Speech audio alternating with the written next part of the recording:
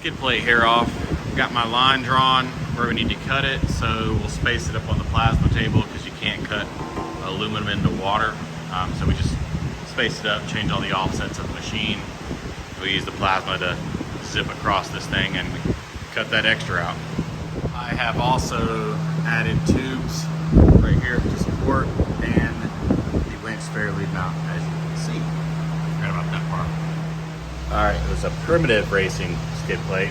That's the section we cut off with the plasma table. And now it doesn't have that big old lip on it anymore. Fits right up with the bumper. So I think next what I'm gonna do is use our little quick tabs. We're gonna make a aluminum skid that goes on this lower section right here. I mean, when you're looking at it like that, it looks great, but when you look on it straight on, you kind of have these open areas right here, and I don't want rock stick or something to come up and punch his condenser or his radiator. So we'll make a skid plate out of aluminum here to kind of keep the aluminum theme, and then I'll probably, I don't know what I'm gonna do yet. Either I'm gonna do a cool design on it, or we will dimple dye it. Kind of digging the dimple dye look, so probably do that. I'll be back when that time comes.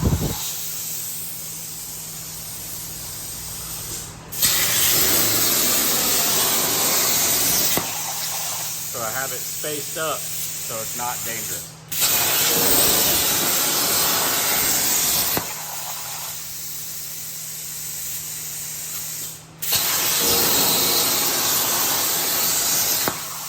I'll be back when it's done. All right, what we got is I put some quick tabs on the bottom right here that are just tacked in place. Those will hold the corner of the skid plate up here, just in case it hits something, because the center is held in with those recessed ones, but there's nothing out here in the corner. And then I've welded quick tabs on the bottom. Guys saw me cutting that out. Dimple dye is all done and completed, and then that will sit like that, nice and pretty. I didn't cut out any of the holes. It just takes a lot of measurement to get those right. It's easy to square all these up. So what I'll do is I'll clamp it up, come back with a scribe, and then scribe through the holes onto here, and then just hand drill this out. Easiest way to make sure everything lines up and it's exactly where it needs to go. But that looks pretty cool. All right, everything is welded on the top side that I can weld on the vehicle, so we can tear it off now, but there's everything all back together. That worn 8K winch is shoved up in there. I still have to rotate the side of the winch to the clutch rubber's right here in front, but that's it. So we got light tabs welded, so he has a, as you can see, I made them super universal, so he can have lights there.